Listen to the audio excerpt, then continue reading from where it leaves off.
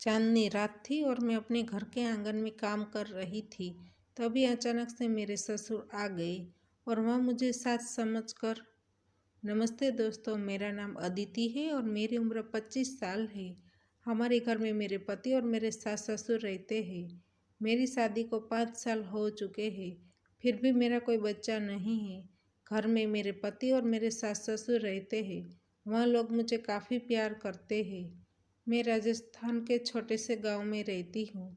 कल रात को मेरे साथ एक घटना हुई थी। जब से मेरे साथ यह घटना हुई है, तब से मैं सोच रही हूँ कि मैं किसी को यह बात बताकर अपना मन हल्का कर लूँ। यह बात 7 दिन पहले की है। मेरे पति अपने दोस्तों के साथ घूमने के लिए दिल्ली गए थे और मैं यह बात से गुस्सा थी कि वह मुझे साथ में नहीं ले गए। रात हुई, इसलिए हम सब लोग ने साथ में खाना खाया।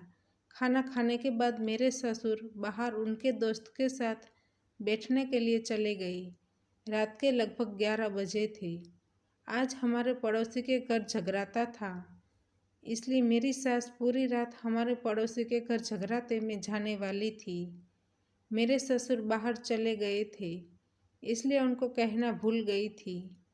आज मेरे पति भी घर पर नहीं थे, इसलिए मैंने सोचा कि मैं सारे कपड़े अभी धो देती हूँ, इसलिए मुझे सुबह इतना काम कम करना पड़े। मैंने सारे कपड़े धो दिए, फिर मैं नहाने के लिए चली गई।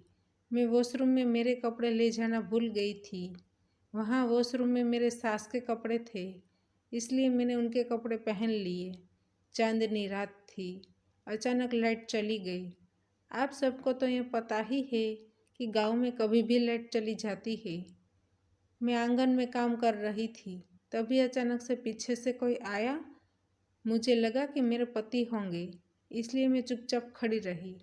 मुझे थोड़ा गुस्सा आ रहा था क्योंकि वह मुझे उनके साथ नहीं लेकर गए थे। थोड़ी देर बाद मैंने उसको नहीं रोका क्योंकि वह 7 दिन से घर पर नहीं थे। फिर हम दोनों साथ में क्रिकेट मैच खेलने लगे। उनका बैट बहुत बड़ा और मोटा था, इसलिए मैं चौंक गई। मैं अभी कुछ बोलने जा ही रही थी कि तभी उसने कहा कि चुप रहो, कुछ मत बोलो वरना बहू सुन लेगी। यह सुनकर मेरे पैरों तले से जमीन खिसक गई। उसके मुंह से ड्रिंक्स की बदबू आ रही थी। यह मेरे ससुर थे। उसने मुझे मेरी सास समझ लिया था। मेरी सास पड़ोस में जगराता करने गई थी। यह बात मेरे ससुर को पता नहीं थी। मैं अंधेरे में काम कर रही थी। जब उनको यह बात का पता चला, तब उनका मुंह शर्म से नीचे हो गया और मुझे कहने लगे कि यह बात किसी को पता नहीं चलनी चाहिए, वरना हम दोनों की बेइज्जती हो जाएगी। अंधेरे में कौन था, यह बात उसको ख्याल नहीं हुआ। फिर उसने कहा, अब ऐसी गलती मुझसे नहीं होगी। अब मुझे भी लगा कि शायद मेरे ससुर से गलती से हो गया है, इसलिए मैंने यह बात किसी को नहीं बताई। तो दोस्तों, हमारी कहानी यहीं पर समाप्त होती है।